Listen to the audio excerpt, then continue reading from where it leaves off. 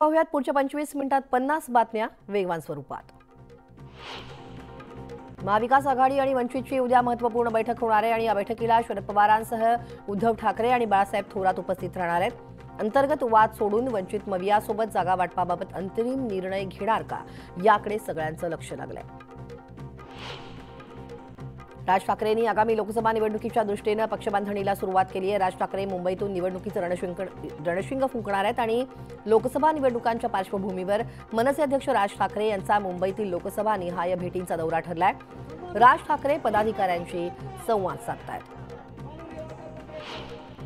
आर्थिक गुन्हे शाखेनं चौकशीला हजर राहण्याचे आदेश दिल्यानंतर अनिल देसाई चौकशीसाठी हजर राहिलेत। पक्षनिधी खात्यातील 50 कोटींचा निधी काढल्याचा आरोप शिवसेना शिंदे गटाकडून करण्यात आला आणि त्यानंतर अनिल देसाईंना आर्थिक गुन्हे शाखेनं समन्स बजावलं।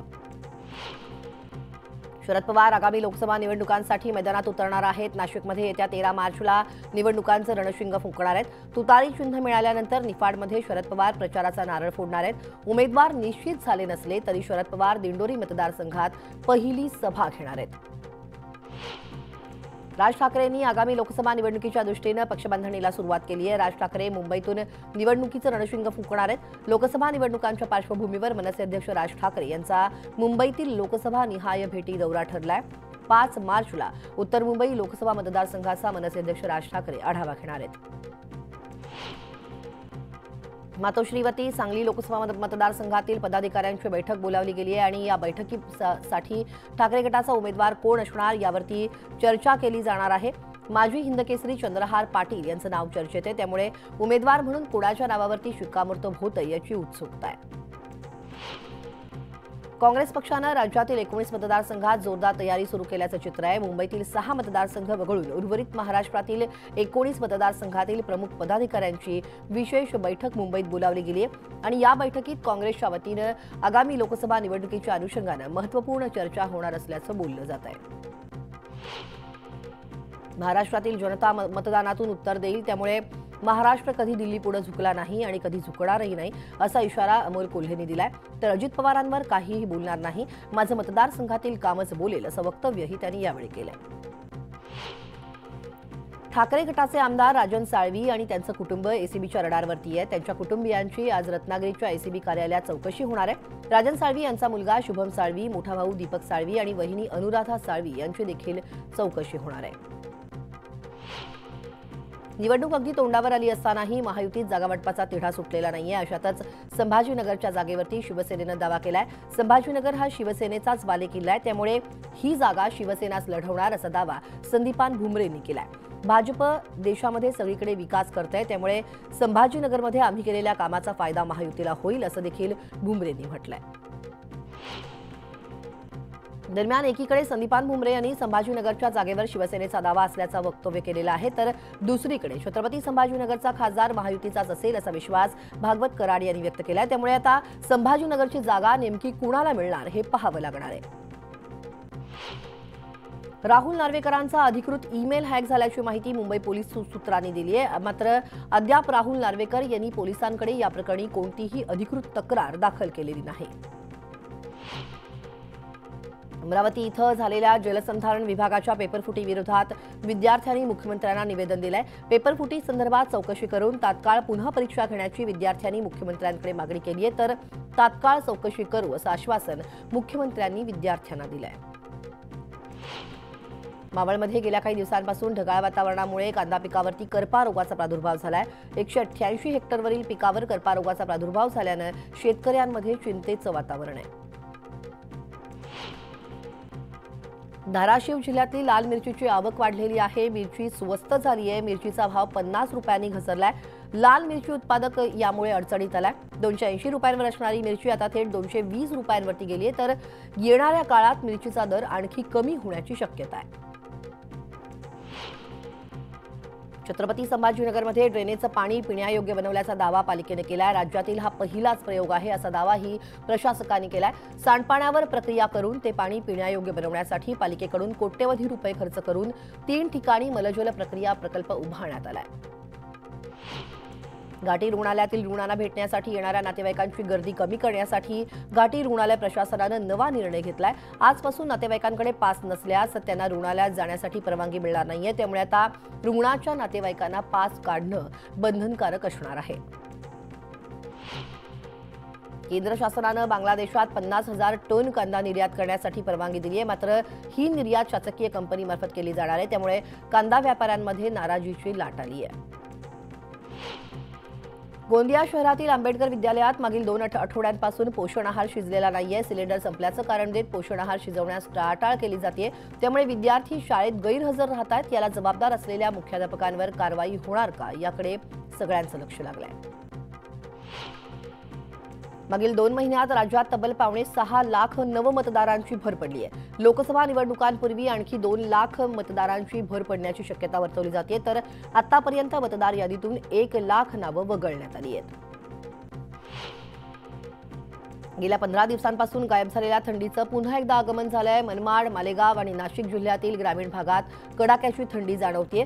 तर निफाडचा पारा 6.6 अंशांवरती गेलाय। त्यामुळे द्राक्षांच्या बागांवरती याचा परिणाम होण्याची शक्यता आहे। यवतमाळच्या लोहारा परिसरातील एमआयडीसीमध्ये असलेल्या जिनिंग कंपनीला कॉम्प्रेसरच्या शॉर्ट सर्किटमुळे आग लागली। या आगीत कापूस जळून खाक झालाय। त्यामुळे लाखोंचं नुकसान झालंय। अहमदनगर जिल्ह्यातील लोणी येथील दुकानाला भीषण आग लागली आहे। इलेक्ट्रॉनिकच्या दुकानाला भीषण आग लागल्यानं दुकानातील सर्व सामान जळून खाक झाल्यानं लाखोंचं नुकसान झालंय।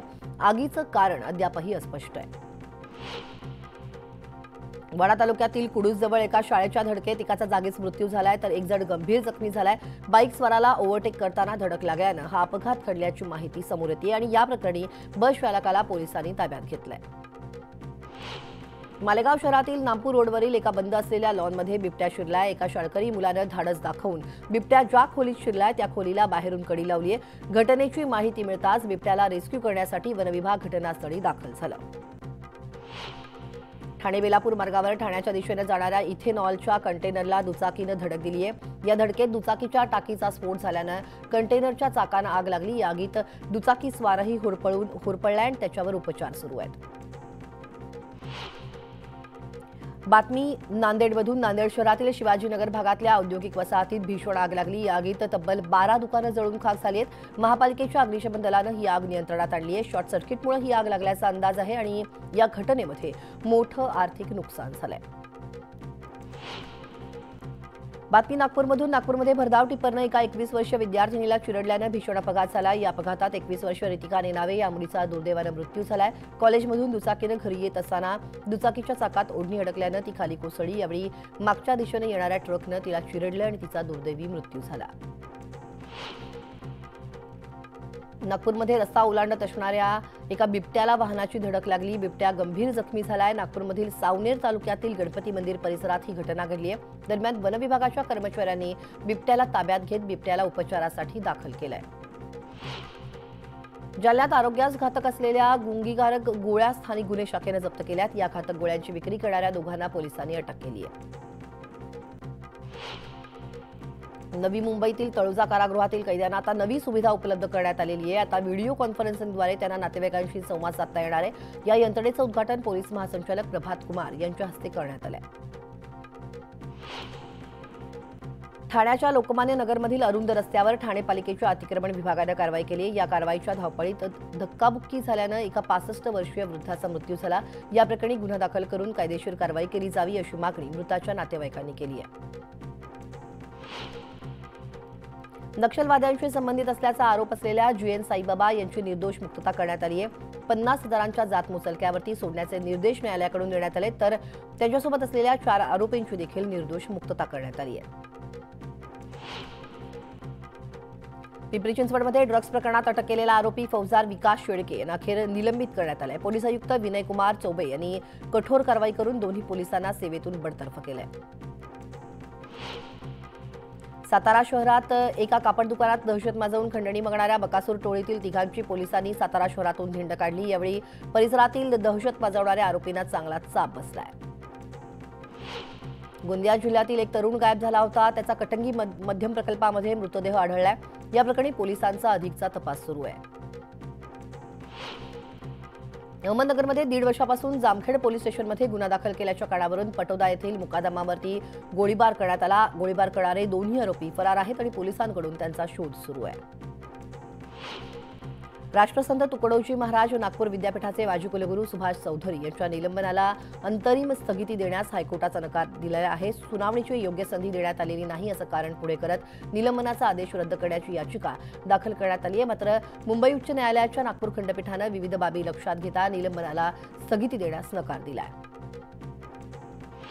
राज्यातील 59,000 शिक्षकांनी 10वी आणि 12वीच्या उत्तरपत्रिका तपासण्यावरती बहिष्कार टाकलेला आहे। संभाजीनगर विभागातील शिक्षण मंडळात 550 उत्तरपत्रिकांचे गठ्ठे परत पाठवण्यात आले। त्यामुळे आता 10वी आणि 12वीचे निकाल लांबणीवर जाण्याची शक्यता वर्तवली जाते। जरांगे पाटलांच्या चौकशीसाठी नेमण्यात आलेली एसआयटी चौकशी रद्द करावी अशी मागणी नांदेड जिल्ह्यातील सकल मराठा समाजाच्या वतीनं करण्यात येते।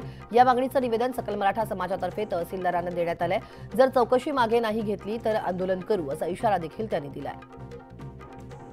कंत्राटी वीज कर्मचाऱ्यांचं मध्यरात्रीपासून बेमुदत कामबंद आंदोलन सुरू आहे। 16 मागण्यांच्या पूर्ततेसाठी त्यांचा शासनासोबत संघर्ष सुरू आहे। राज्यभरात 50,000 कंत्राटी कर्मचाऱ्यांच्या समस्येमुळे वीज वितरणावरती परिणाम होण्याची शक्यता आहे।